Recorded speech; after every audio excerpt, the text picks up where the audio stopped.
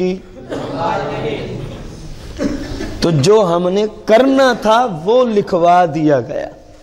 وہ اب یہ عقیدہ نہ بولا جائے اللہ نے ہی لکھ دیا تو میں کیسے داڑھی رکھوں، اللہ نے لکھ دیا تو میں کیسے نماز پڑھوں. اللہ کسی کو گناہ کا حکم اللہ والے نہیں دیتے تو بندہ اللہ کی طرف نسبت کرے گناہ کی، وہ انسان ہے؟ کبھی سوچیں تو صحیح اس جملے کا مطلب کیا بنتا؟ ہم نے کبھی غور نہ کیا. اللہ نے لکھ دیا میری قسمت میں زنا کرنا، استغفر اللہ العظیم. اللہ کسی کو معاذ اللہ فحاشی کا حکم دیتا ہے؟ اللہ کے بندو نے کبھی یہ سوچا تک نہیں. انبیاء علیہ السلام جو اللہ کی مخلوق ہے، کبھی ان سے جو کام سرزد نہیں ہوا.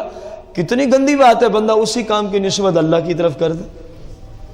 کچھ لوگوں نے کہا ان اللہ علی کل شیء قدیر، اس کے تحت کہ ہر چیز پہ اللہ قادر ہے، لہذا جھوٹ بھی کیا ہے؟ چیز ہے. تو معاذ اللہ اللہ جھوٹ پہ بھی قادر ہے. ان پہ تو تمہیں اعتراض کرنا آتا ہے کہ تم نے اللہ کی شان میں گستاخی کر دی ہے، جب خود جملے بولتے اس وقت سمجھ نہیں آتی. اور انہوں نے بھی تو جھوٹ کی نسبت، گناہ کی نسبت اللہ کی طرف کر دی. تو جب بندہ کہہ رہا ہے میری قسمت میں اللہ نے لکھ دیا میں نے نماز نہیں پڑھنی، تو اس نے بھی گناہ کی نسبت اللہ کی طرف کی کہ نہ کی؟ حالانکہ اللہ کے نبی ساری زندگی اللہ کی طرف بلاتے ہیں، تو اللہ کس طرح بندے کو کہے گا بندے میرے گھر سے دور ہو جائے؟ وہ تو بار بار فرما رہا ہے اقیم الصلاۃ، اقیم الصلاۃ، اقیم الصلاۃ. قرآن میں دیکھو کتنی بار ذکر ہے پڑھو نماز، پڑھو نماز، پڑھو نماز. تو جو کچھ ہم نے کرنا اللہ کیونکہ پہلے جانتا تھا اس کو لکھوا دیا. اس کو اگلی بات غور سے سنیں. وَكَانَ عَرْشُهُ عَلَى الْمَاءِ، یہ اس وقت کی بات ہے. وَكَانَ عَرْشُهُ عَلَى الْمَاءِ، جب اللہ کا عرش اعظم پانی کے اوپر تھا. اس کا ذکر سورہ ہود میں بھی ہے، اس کا ذکر سورہ ہود میں بھی ہے. ابتداً اللہ کا عرش اعظم کہاں تھا؟ پانی کے اوپر. فارتفع بخار الماء، تو پھر ہوا کیا؟ پانی کے بخارات اٹھے. یہ بھی اس کی قدرت سے، یہ بھی اللہ کریم کی قدرت سے. ان سے آسمان جدا جدا بنائے گئے. جس پانی پہ عرش ہیں اسی سے بخارات اٹھے. ان بخارات سے مالک نے اپنی قدرت کاملہ سے 7 آسمانوں کو الگ الگ بنا دیا. 7 آسمانوں کو. پھر مولا عز و جل نے مچھلی پیدا فرمائی. پھر اللہ کریم نے کیا پیدا فرمائی؟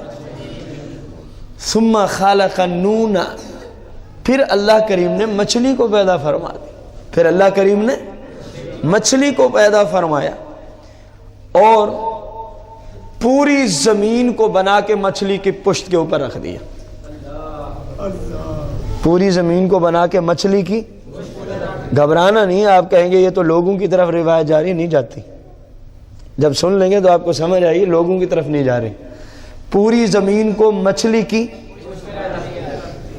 جب مچھلی کی پشت پہ رکھا تو مچھلی تڑپی. مچھلی تڑپی تو زمین جھونکے لینے لگی. جس کے اوپر بچھایا جب وہی تڑپنا شروع کر دے تو پوری زمین نے جھونکے لینا شروع کر دی. یہ دیکھیں اگر سینگ والی بات ہوتی تو پھر پوری زمین ہی ہلتی. جس طرح حدیث میں آ رہا ہے کہ مچھلی پہ رکھا، جب وہ تڑپی تو پوری زمین ہی ہل گئی. پوری زمین ہی. اگر سینگ والی بات درست ہوتی تو زلزلہ پوری کائنات میں ایک جیسا ہوتا. پوری کائنات میں. جب وہ جھونکے لینے لگی تو اللہ کریم نے اس زمین کے اوپر، اس زمین کے اوپر مالک کریم نے پہاڑوں کو بٹھا دیا. کیا پیدا فرما کے؟ پہاڑوں کو. جب پہاڑ اوپر جما دیے تو زمین حرکت کرنے سے رک گئی. زمین حرکت کرنے سے. اور فلسفی ہو، خدا کا خوف کرو، زمین متحرک نہیں ہے. زمین متحرک نہیں ہے. کچھ خدا کا خوف کرو. قرآن میں کتنے دلائل ہیں کہ زمین متحرک نہیں ہے. یہ بھی ادھر ہی ہے جس طرح اللہ کریم نے قرآن مجید فرقان حمید میں ارشاد فرمایا ہے کہ ہم نے پہاڑوں کو زمین پر اس لیے پیدا کیا کہ اس سے میخوں کا کام لیں. یہ قرآن ہے. میخ سے کسی چیز کو جب وہ ہلتی ہو، گرنے کا خدشہ ہو، اس کو جمانے کے لیے میخیں گاڑی جاتی ہیں، تو زمین جب ہل رہی تھی، حرکت کر رہی تھی، تو مالک کریم نے اس کے اوپر پہاڑوں سے میخوں کا کام لیا۔ قرآن ہے اوتاد میخ کو کہا جاتا ہے، ہم نے پہاڑوں کو بنا کے ان سے میخوں کا کام لیا، زمین پہ گاڑ دی تاکہ زمین حرکت نہ کر سکے۔ لیکن جھوٹی سائنس آج بھی کہہ رہی ہے کہ زمین کیا کرتی ہے۔ کتنے گندے لوگ ہیں یہ جو قرآن و سنت کے علاوہ، یہ ایک مفصل موضوع ہے، شاید اس میں ہمارے 2 یا 3 جمعے لگیں گے کہ کون سی چیز حرکت کرتی ہے زمین و آسمان، سورج، چاند، ستاروں میں، کون سی نہیں کرتی۔ یہ انشاءاللہ وراثت کے باب کے بعد جو جمعے آئیں گے وہ اسی موضوع پہ ہوں گے انشاءاللہ الرحمن۔ تو زمین حرکت، حدیث کے اندر جو جملے آ رہے ہیں اسی کو دیکھیں۔ پھر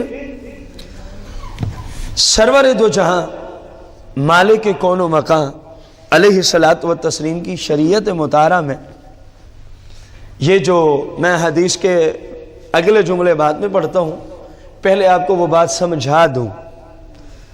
اب حدیث سے آ رہا ہے کہ زلزلہ کیا ہے، یہ اتنے تک بات سمجھ آ گئی کہ اللہ کریم نے زمین جب متحرک ہوئی تو اس کو کیا فرما دیا، پہاڑوں کو بنا کے اوتادا کا کام لیا کہ اب تم نے میخوں کا کام کرنا، زمین حرکت نہیں کرے گی، زمین اب حرکت ساکن ہو گئی۔ کیا ہو گئی؟ ساکن ہو گئی۔ اب زلزلہ، مالک کائنات نے ایک پہاڑ کو پیدا فرمایا۔ کس چیز کو؟ اس کا نام جبل قاف ہے۔ اس کا نام جبل، ایک کوہ قاف، ایک ہی بات ہے، جبل قاف یا کوہ قاف ایک ہی بات، پہاڑ قاف۔ اب اس کی ماہیت، حقیقت اور جسامت کتنی ہے، وہ خود تو جتنا ہے سو ہے، لیکن اس سے جو اس کے نیچے اس کی بنیادیں ہیں، جڑیں ہیں، اس کے ریشے ہیں، مالک کائنات نے پوری کائنات میں پھیلا دی ہیں۔ کائنات کا کوئی ایک ایسا انچ نہیں ہے جہاں تک جبل قاف کی جڑیں پہنچی ہوئی نہ ہوں۔ کوہ قاف کی جڑیں، مثال کے طور پر، شاید کسی کے سمجھ میں نہ آ رہا ہو، آپ نے کبھی ایک درخت کو دیکھا ہو، اوپر وہ 2 فٹ ہوگا چوڑائی میں، یوں جو نیچے سے تنا یوں اٹھتا ہے 3 فٹ ہو جائے گا، 4 فٹ ہو جائے گا، 10 فٹ ہو جائے گا۔ اگر آپ اس کی بنیادیں اور جو نیچے جڑیں ہیں، اس کے ریشے جو پھیلے ہوئے ہیں زمین کے اندر، جن کی وجہ سے وہ درخت کھڑا ہوتا ہے، جن کی وجہ سے وہ درخت، کیا وہ بھی 2 فٹ ہی ہوں گی؟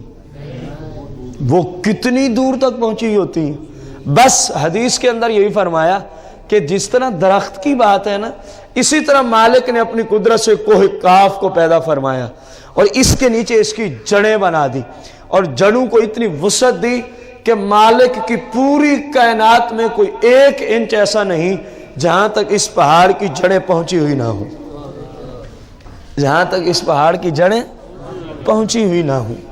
اب پوری کائنات میں اس کے ریشے اور جڑیں پھیلی ہوئی ہے، ریشے اور جڑیں، بس مالک کو جب منظور ہوتا ہے، مالک کو، بات وہ جس کو عقل سلیم کم از کم قبول تو کرے نا، یہ کیا جی ایک سینگ سے دوسرے سینگ کی طرف جاتا ہے تو زلزلہ آ جاتا ہے، پھر ساری زمین کو ایک جیسا زلزلہ آنا چاہیے۔ اب غور کرنا، کیونکہ اس کی جڑیں تنہا الگ الگ ہیں، اس کی جڑیں کیا ہیں؟ اب جب کبھی لوگوں کی نافرمانی کی وجہ سے زلزلہ آنے کا سبب ہمارے گناہ ہیں، ہمارے کیا ہیں، یہ علیحدہ موضوع ہے، کیونکہ آج کا موضوع ہے زلزلہ خود کیا چیز ہے، زلزلہ خود۔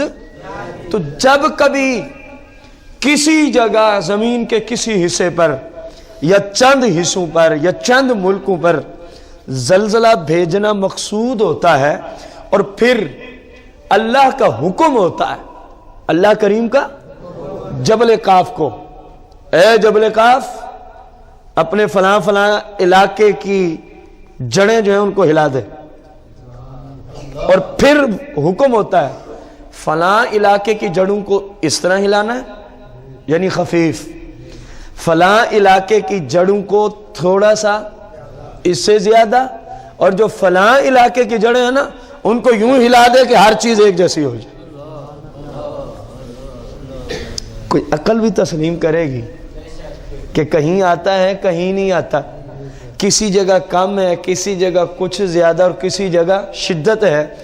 جیسے اللہ حکم دیتا ہے جہاں کے لیے حکم دیتا ہے، سرکار نے فرمایا وہ اپنے تنوں کو، اپنی جڑیوں کو اسی طرح حرکت دیتا ہے۔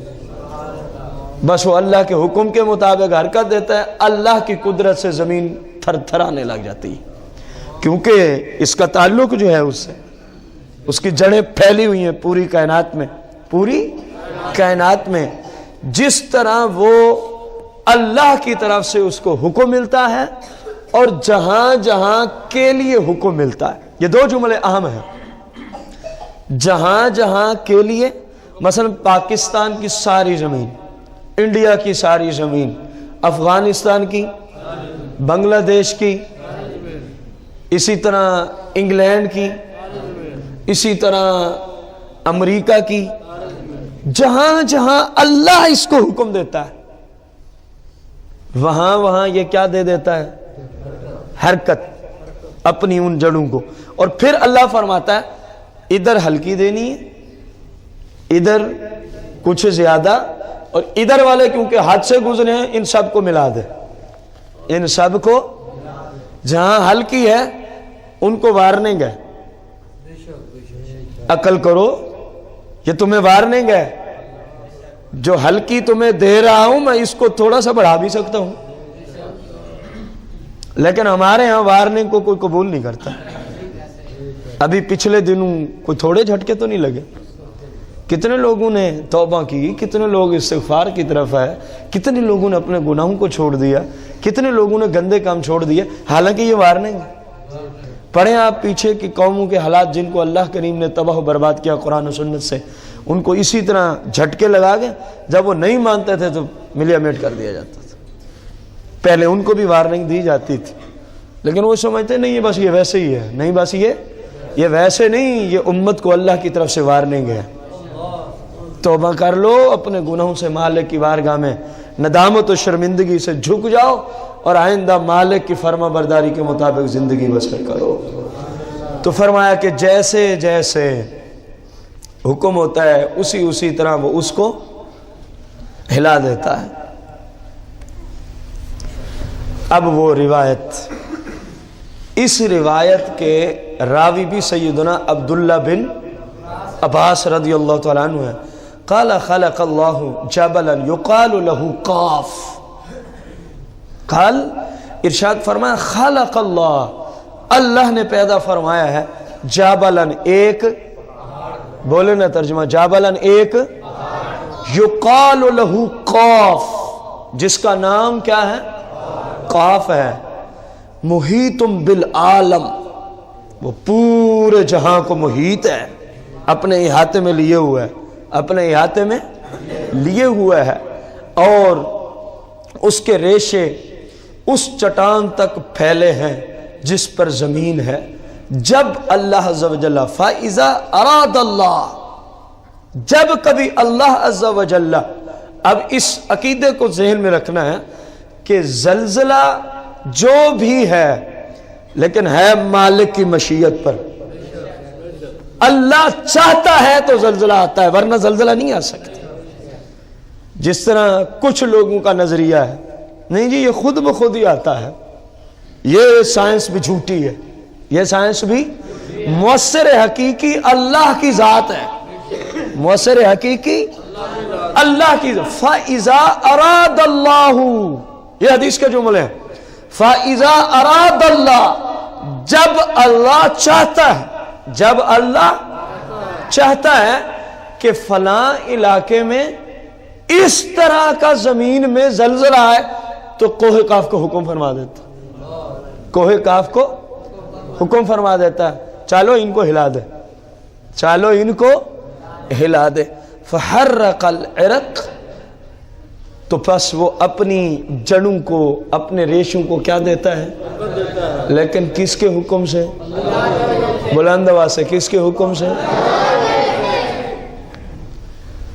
جب وہ ان کو ہلاتا ہے تو جس طبقے کا حکم ہوتا ہے اسی طبقے کا زمین ہلنا شروع کر دیتی ہے. لوگ کہتے ہیں زلزلہ آ گیا ہے, لوگ کہتے ہیں زلزلہ آ گیا. بس یہی باعث ہے کہ زلزلہ ایک جگہ آتا ہے دوسری جگہ نہیں آتا, کیونکہ حکم ہی نہیں ہوا اس کو اللہ کا حکم ہی. بس یہی وجہ ہے القریہ دون القریہ, یہ حدیث کے آخری جملہ ہے. یہی وجہ ہے کہ ادھر آیا ہے ادھر, یہی وجہ ہے ادھر سخت ہے اور ادھر. وجہ کیا ہے؟ جیسے اللہ نے حکم دے دیا, جیسے اللہ کریم نے حکم دے دیا بس اسی طرح ہوا. اب غور کریں آپ, زلزلہ کیا ہے, حدیث نے کیا ہمیں بتایا, اور جو میں نے لوگوں کا سوال آپ کو سامنے آپ کے پہلے رکھا ابتدا میں, کتنا فرق ہے؟ حدیث کے خلاف ہے نظریہ کہ نہیں ہے؟ یا اللہ, ہم تیری بارگاہ میں توبہ کرتے ہیں اگر ہم سے آج تک اس حدیث کے معاملے میں کوئی اس کے خلاف جملہ سرزد ہوا, اپنی رحمت کا صدقہ ہمیں معاف کر. آئندہ کے لیے ہمارا یہی عقیدہ ہے کہ پہلی بات زلزلہ خود بخود نہیں, اللہ کے حکم سے. اللہ کے خود بخود تو کچھ بھی نہیں ہوتا, سب کچھ اللہ کے حکم سے ہوتا ہے. سب کچھ اللہ کے, جو نیک اور اچھے کام ہیں وہ اپنی طرف اور اللہ کی طرف نسبت, اور جو برے کام سرزد ہوتے ہیں شریعت کا حکم اپنے نفس کی شامت, اپنے نفس کی شامت. ارادہ اللہ ہی کا چلتا ہے, ارادہ اللہ. زلزلہ آنے میں حکم مالک کا ہوتا ہے, حکم مالک کا ہوتا ہے. دوسری بات, یہاں آیا وہاں نہ آیا, کیونکہ اس کے ریشے پورے جہاں میں پھیلے ہیں, تو اللہ جس جس جگہ کا اس کو حکم دیتا ہے وہ ان کو ہلا دیتا ہے, وہ ان کو ہلا دیتا ہے. اور یہاں تیز آیا وہاں ہلکا آیا, یہاں سخت ہے وہاں خفیف ہے. جیسے اللہ نے حکم کیا ان کو ذرا تیز ہلا دے اور ان کو ذرا آہستہ ہلا دے, اس نے اسی طرح کر دیا. تو معلوم ہوا کہ زلزلے کا ارادہ اور مشیت صرف خالق کائنات سے ہی ہے, کوئی اور اس زلزلے میں لے آنے کا سبب نہیں, باعث نہیں. حقیقی سبب اور مؤثر خالق کی ذات ہے, خالق کی. ہاں, ہوتا کیوں ہے؟ مخلوق کی نافرمانیوں کی وجہ سے, مخلوق کی نافرمانیوں کی وجہ سے. ایک روایت سنی ہے علماء سے کہ فاروق اعظم رضی اللہ عنہ کے زمانہ میں مدینہ منورہ میں کیا آ گیا, آپ نے زمین پر سختی کے ساتھ زمین کو ڈانٹتے ہوئے پوچھا تو کیوں ہلتی ہے؟ فاروق نے تیرے اوپر کوئی نافرمانی کی ہے؟ کوئی خلاف انصاف کام ہوا ہے کہ تو ہل رہی ہے؟ یہ جملے بھی بتاتے ہیں کہ زلزلہ آتا کیوں ہے, کیونکہ لوگ اللہ کے نافرمان ہو جاتے ہیں, کیونکہ لوگ اللہ کے. اور کتنی احادیث ہیں اس پہ جو دلالت کرتی ہیں کہ جب تم نافرمانیاں کرو گے پھر اس طرح کے معاملات ہوں گے, پھر اس طرح کے. بلکہ قرآن میں یہ مسئلہ 25ویں پارے میں موجود ہے, تمہارے کرتوتوں کی وجہ سے یہ سب کچھ ہوتا ہے. وَيَعْفُ عَنْ كَثِيرٍ, اور بہت سارے تمہارے کرتوت وہ ہیں جو اپنی رحمت سے ویسے ہی تمہیں معاف کر دیتا ہے, ویسے ہی تمہیں کیا کر دیتا ہے, مالک سے دعا ہے.